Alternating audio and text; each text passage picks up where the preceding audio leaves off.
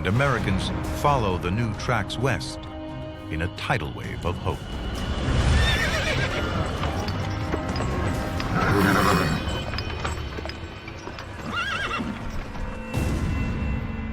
May 1846.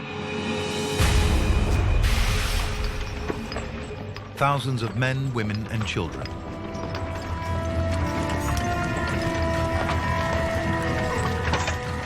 Riding, walking, pushing. They're heading for a new life 2,000 miles away.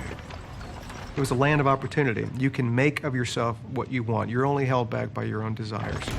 Germans, Belgians, French, Catholics, Presbyterians, Mormons. One of the world's great mass migrations begins.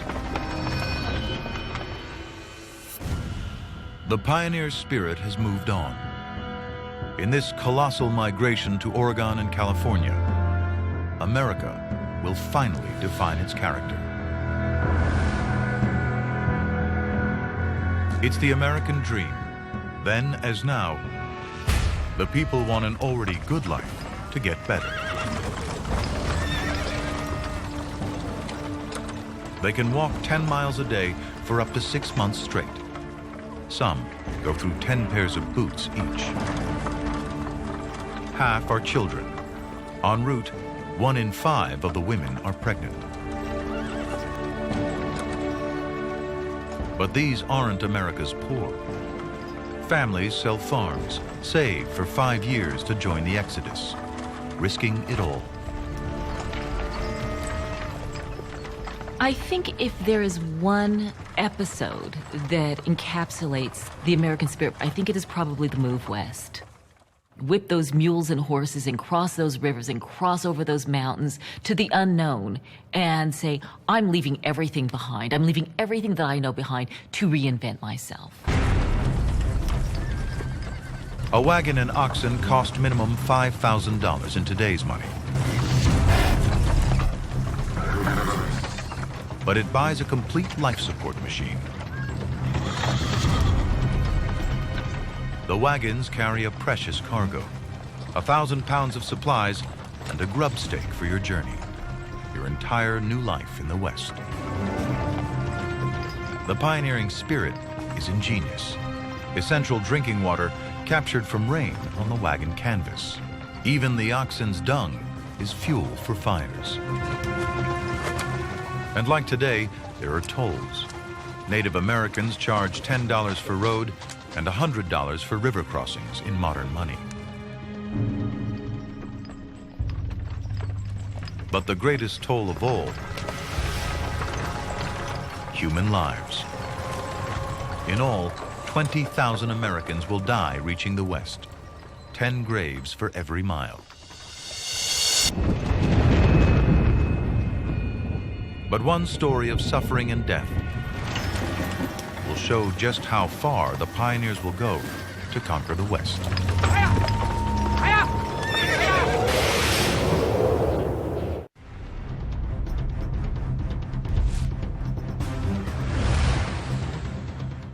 June 1846. A wagon train heads west. Its leader is George Donner. Good luck. We'll catch you when we break camp. That's good, ja. Danke. Good, now push! His wife, Tamsin Donner, is a school teacher. Stoss? Stoss? Yes. Okay. But on the trail, women must turn their hands to anything.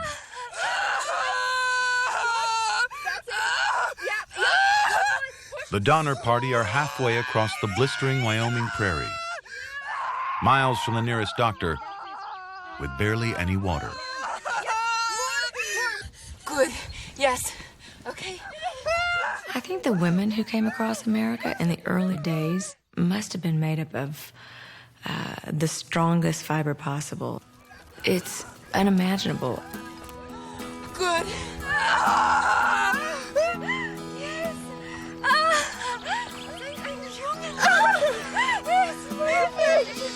Junge. Ja, es war ein Junge.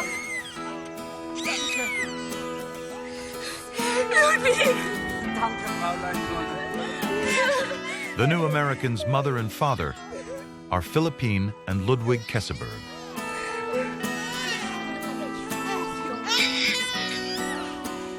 They christen their son, Louis.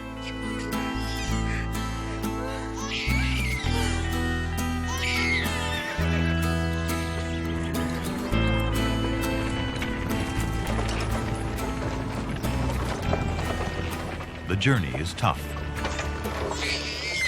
but the going's good. Tamsin Donner writes in her journal, I could never have believed we could have traveled so far with so little difficulty.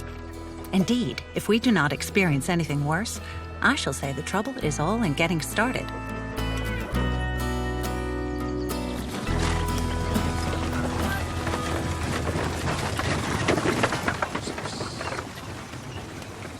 But as leader of the wagon train, Tamsin's husband, George Donner, is aware there's one final obstacle to their journey.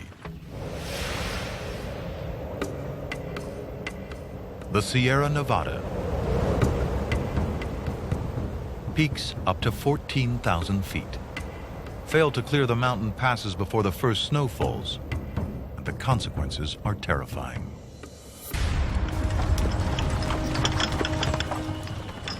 But as the Donner Party approaches Utah, George Donner makes a fateful decision, leading a splinter group off from the main party.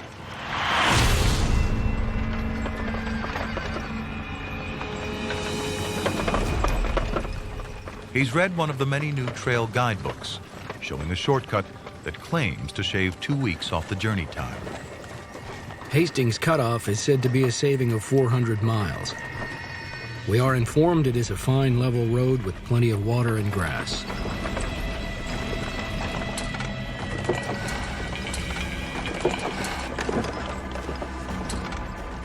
But Donner's information is wrong. In fact, the shortcut adds 100 miles to the journey.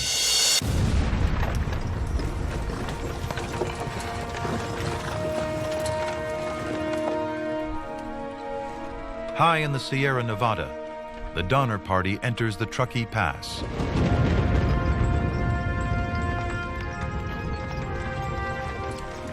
They're only 30 miles from the California plains. But supplies are dangerously low, and traveling through the mountains is taking its toll.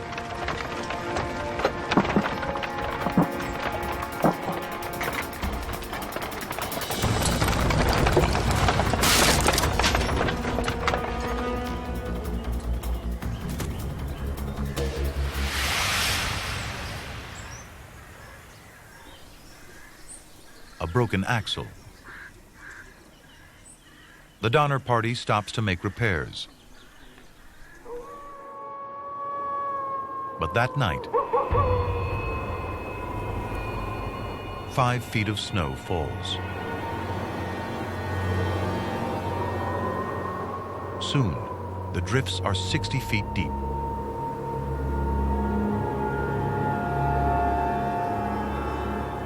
The Donner Party will be stranded for 5 months.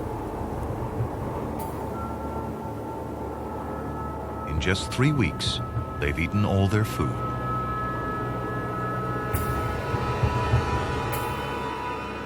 Then, they kill their pack animals.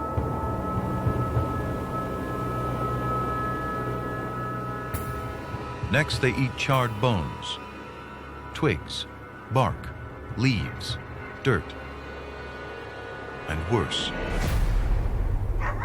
Even the wind held its breath as the suggestion was made that were one to die, the rest might live. Cannibalism.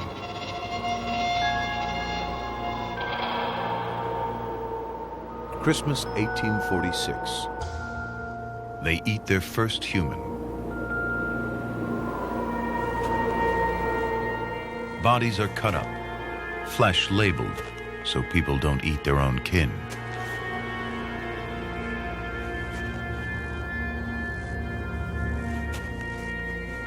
Four rescue parties bring out some survivors. The very last finds Philippine's husband Ludwig alone.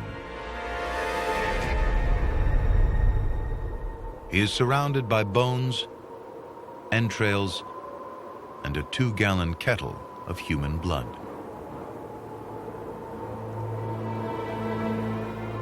George Donner's body is found skull split open, his brain removed.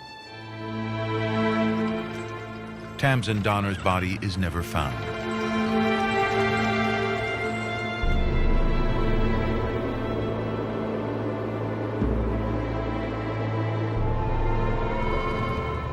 The pass is renamed the Donner Pass,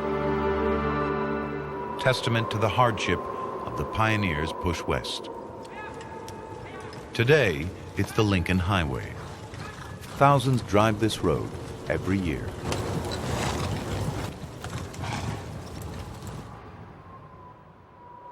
But beneath the bones of the Donner Party, the Sierra Nevada conceals a seam of gold, largest the world has yet seen.